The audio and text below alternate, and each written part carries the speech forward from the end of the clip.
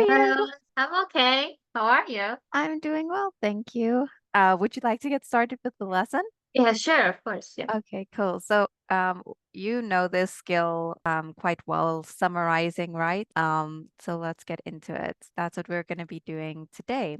So we're going to go over the purpose and technique of summarizing, comparative analysis of summarizing, and application of summarizing. Now, I know that you as a teacher, y- do you know how to teach summarizing? Really? I don't think like Okay, I can yes. show you. This lesson isn't really geared towards like kids teaching kids summaries, but I can show you how to do that a bit later in the lesson. And then further discussion on summarizing and then critical thinking. So let's look at the following questions. And we're basically looking at why is it an important ability to summarize. So what do the words summary and summarize mean? Means to wrap something up. Yeah, yeah. And another way of saying that is we can say to shorten something, Hmm. to shorten it. To another way is to compress it. Okay. Hmm. Then do you ever have to write a summary, or have you ever had to write a summary is a better way of saying that. And what was it for? I have and like for schools and for learning. I had met some kind of a senior in not for school, not wedding. Yes. Oh, for So for school learning, for schools and and learning a new learning. technique. So it's a learning technique taught shared by a senior. So like a senior worker, and she taught me and other like newbies. If you want to learn a something new in a different field, you go search for online articles about that field. So for example, you want to know what blockchain means. And then so you search blockchain, you Google blockchain, and then you find you read at least 3 to 5 articles per day. And then after you read that article, you summarize it. You summarize it in your own words. And she said that it's the best way to learn a new concept. And I think I tried it myself. I think it's really effective, but it's also a lot of work. So I keep did not keep the work up, but yeah, it's really helpful because Yeah, it's a when you summarize, you force yourself to and you have to actually understand it. You have to have a deep understanding of that piece in order to summarize it. So if you want to learn something new, it's a good idea to summarize it. great job. Yeah, definitely. I But it's a lot totally of work. agree. It is a lot of work. So here's the golden word. And this is one of the skills that we have to have for reading or summarizing big pieces of writing is paraphrasing. Do you know what paraphrasing is? To say something in your own words or like Yeah, try mhm, in other ways. exactly. Exactly.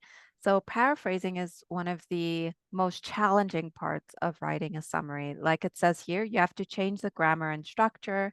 You have to use synonyms, use reported speech instead of direct quotes, right? Hmm. So we're changing the whole idea of a sentence and we're just making it completely different, but exactly the same. It's actually a Hmm. crazy thought to have, but that's exactly what is happening. So, like it says here, you're going to identify the main purpose of a summary, write questions relating to the main purpose that the original text has answered, answer those questions by paraphrasing the text, and then make sure your summary is more short than the original text. Okay. Now, Hmm. this for our learners, this is quite a lot for them. This is a lot. They won't be able Hmm. to digest this information nicely. So what we do is we will scaffold them to this Hmm. point without them even knowing that they're there. So how do we do that? What I usually do if I'm trying to get kids to summarize is I'll take photos. So I'll choose a story and then the 5 main events that happen in that story, I'll give them photos, right? And then in the pre-listening activity, these learners will have to put the photos in the order they think the story will happen in before they read. Now, they can also write a short sentence on what they think is happening in each photo, right? Oh. Hmm. Now here already, they have 5 sentences, which is their summary, and they don't even know that they've done it by themselves. Then we read the text, right? We read it. And then they will discover, oh, maybe picture 3 and picture 4 need to be swapped around. That was in the wrong order. Or maybe this and this need to be swapped around. So then after reading, they'll put the pictures in the right order. And then they're going to Mm-hmm. see if their sentences describing the photos match the story. And if they don't, they will just write a new sentence or adjust their sentences to match the story. And then after that, we put it in a paragraph, and that's their summary. Done. Mm. That's how Well, you will teach it, because it will help them to identify the main ideas without even realizing that they're doing it. And in this way, we can structure their thinking and really help them so that later, when they're more advanced, they will be able to think like this by themselves. Yeah. mm. Does Well, that make sense? yes, this is a very useful technique. Yeah. So And then whenever use I it. teach summaries, that's exactly Yeah. what I do. It really helps the kids seem to, because if I just say write something in your own words, it's like Uh-huh. they think it's so challenging when it's actually Yeah. not as challenging as what we make it. Hmm. So yeah, those pictures really, they always help. So I hope that helps you. Yes. Okay, so in the following slides, we're going to scan the article, and then we're going to read a student summary and then prepare a comparison. Okay, so let's have a look at this. Can you read this out loud for me, please, this whole article? Slow Life, Long Life, a study in 2016 provided evidence that Greenland sharks are the longest living vertebrates, animals with a backbone on Earth. A research team used radiocarbon dating technology to figure out the ages of 28 sharks that have been caught in fishing nets in the cold, deep waters of the North Atlantic Sea. The study data suggested that one of the sharks, a 5-meter-long female, was about 400 years old. Marine biologist Julius Nielsen of the University of Copenhagen, who was part of the research team, commented that although they knew the sharks were unusual, they were surprised to find out just how old they actually were. It is thought that the shark's slow pace of life contributes to their long lives. According to the research team, 400 is an approximate age because radiocarbon dating is not accurate. However, the shark could have been at any age between 272 and 512. This means it was probably born in the 17th century.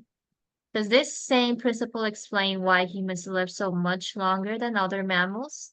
The answer is yes, according to an earlier study conducted in 2014. The study, published in the Journal of the National Academy of Sciences, concludes that the slow rate at which humans and other primates burn calories explains why they grow up so slowly and live so long. Yeah. Okay. Sorry, I shook my head there because I was thinking that's so that's so crazy that they live for that Yeah. long.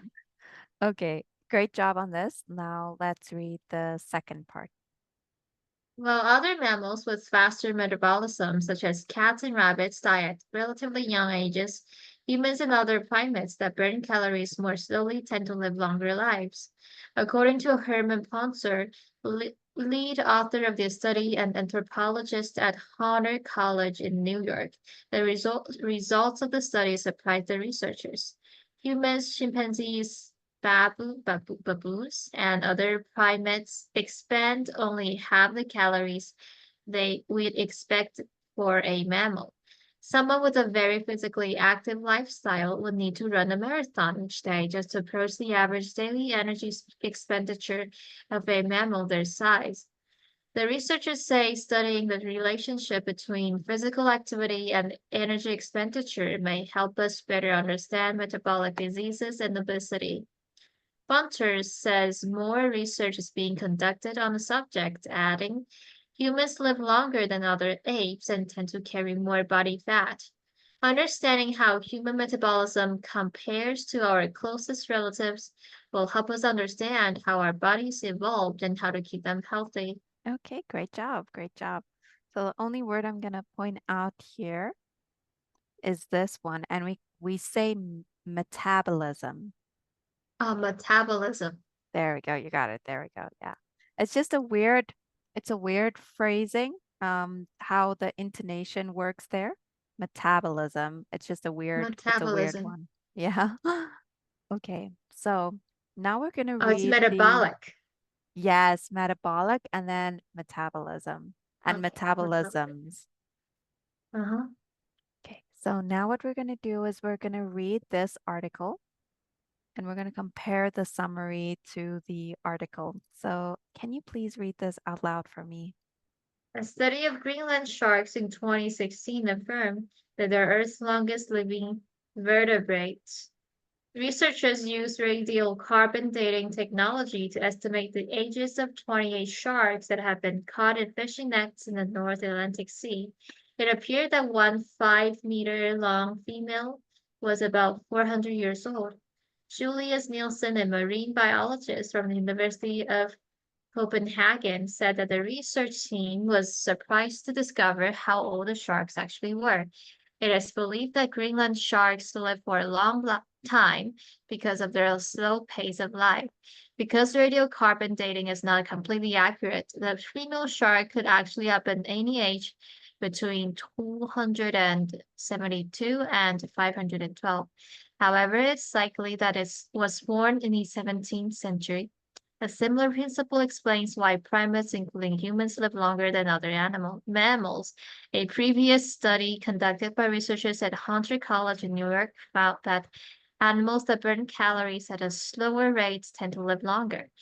Lead researcher Herman Ponter says that more research is being conducted that may help us learn more about human diseases and health. So how is it different from the original article, this summary? How is it different? It is shorter and more succinct. What do you mean by it's more synced? Succinct, C-S-U Oh, C-C-I CSU. S-U-C C-C-I-N-T. Sorry, repeat that for me. S-U-C-C-I-N-T.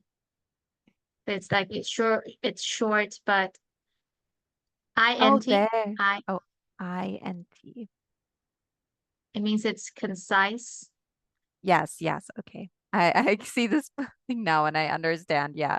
Okay. Yeah, that's a really lovely word there. And what else can you tell me about its structure?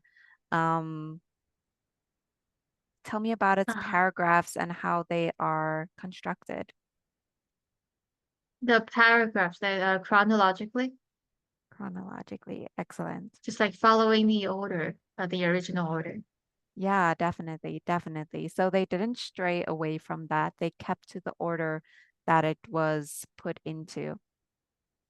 And tell me about the facts. Is there as many facts in this one? Facts. I think it omits some examples. I'm not really sure, but Excellent. Yeah. So they that's the word. definitely do leave out, yeah, omit some examples, which means they leave some out. Hmm. So yeah, definitely. They are omitting some of the examples, and they're focusing on the main ideas that add to the general overview of the essay. Yeah, or the article, sorry. So refer to the writing checklist here and tick off what techniques the student used. You mean this student? This Yes, this student, yes, over here. I think the first one, yeah. Yeah. Proper nouns. Yes. Yes. Yeah. I think so. Use phrasal verbs. Phrasal Phrasal verbs. verbs. Do you know what a phrasal verb is? Yeah, like a verb and a particle. Yeah, so it's a verb plus I a don't see preposition. preposition. So let's look for one in the article here. Yeah. I don't see I don't see any. So it can be like this one was about. Oh, We have our verb plus our preposition. And then let's see more over here. before. Where's that? You can The underline them sharks as that well. okay. Here. Therefore, yeah, exactly. Exactly. That's perfect. Yeah. So then we do have phrasal verbs. So let's see. We're now going to try and summarize this excerpt about the white city of Honduras. So can you please read this out loud for me? The white city of Honduras. Even though there were rumors of a white city lost in the All that I can say is that your vocabulary is excellent.